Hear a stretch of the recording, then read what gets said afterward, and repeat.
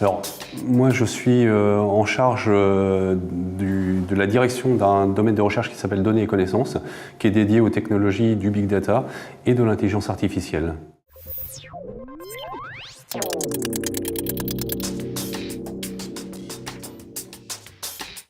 Alors, ce qui paraît évident, c'est qu'aujourd'hui, ces domaines ont connu des avancées absolument spectaculaires ces dernières années et sont à la base d'une amélioration absolument considérable de l'efficacité opérationnelle des entreprises, mais également sont source d'innovation de services absolument extraordinaires. Donc c'est un champ de recherche très très vaste et qui ouvre des super perspectives en fait. Aujourd'hui, nous travaillons sur les services liés à la connectivité. Donc, on travaille d'une part sur l'optimisation finalement du fonctionnement de nos infrastructures pour avoir la meilleure qualité de service, pour également exploiter au mieux les ressources qui sont des ressources physiques en fait et pouvoir délivrer du haut débit à tous. Et puis l'innovation de service, c'est tout ce qui concerne l'accompagnement de nos clients, c'est donc la relation client qui est un service fondamental. Et puis on est présent sur différents types de services comme les services de divertissement à la maison, sur la télé, sur la gestion des objets connectés au sein de la maison avec des offres comme Home Live.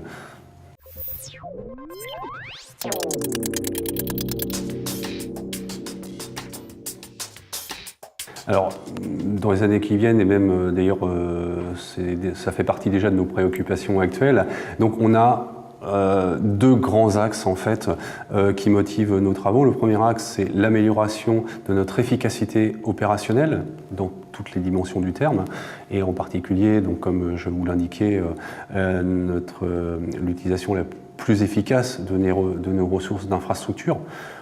Par exemple en étant capable de prédire les variations de trafic, en prédisant les équipements qui risquent d'être en surcharge et pour prendre les mesures appropriées pour rerouter du trafic, pour répartir mieux la charge entre différents équipements, des choses comme ça.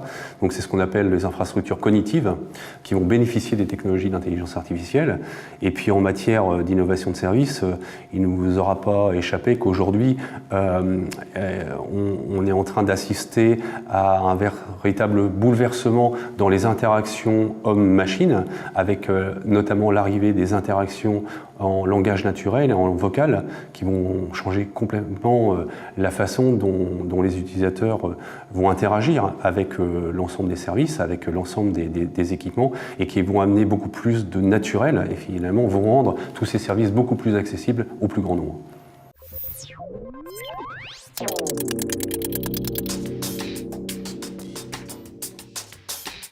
Alors d'abord, c'est un domaine qui est très vaste. Donc souvent, quand on utilise le terme intelligence artificielle, on a une approche qui est extrêmement réductrice parce que on a tendance à désigner finalement une sorte d'objet, une sorte de cerveau artificiel qui serait fait avec des composants électroniques. Non, aujourd'hui, l'intelligence artificielle, il faut bien comprendre que c'est un domaine scientifique comme l'est la médecine ou la physique, où il y a plusieurs champs disciplinaires qui vont se focaliser sur différents types de problèmes. Donc dans l'intelligence artificielle, on va trouver tout ce qui est reconnaissance des formes visuelles, par exemple reconnaître un visage, reconnaître des voitures ou des animaux dans des images. C'est la reconnaissance de la parole aussi, c'est-à-dire la capacité à transcrire de la parole à l'oral dans du texte écrit.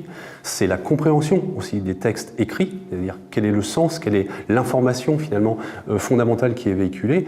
Et puis aussi, c'est tout ce qu'on peut englober sous le terme d'intelligence décisionnelle, qui consiste à prendre finalement les décisions les plus optimales, les plus rationnelles par rapport à un problème donné. Donc on va trouver après une multitude d'applications dans tous les domaines, dans le domaine bancaire, dans le domaine de la bourse, où est-ce qu'il faut, sur quel type d'action il faut parier, dans le domaine de la médecine, dans l'aide au diagnostic finalement par rapport à des examens, quelle est la probabilité que le patient ait telle ou telle pathologie, etc. Les domaines sont absolument extrêmement nombreux, quoi.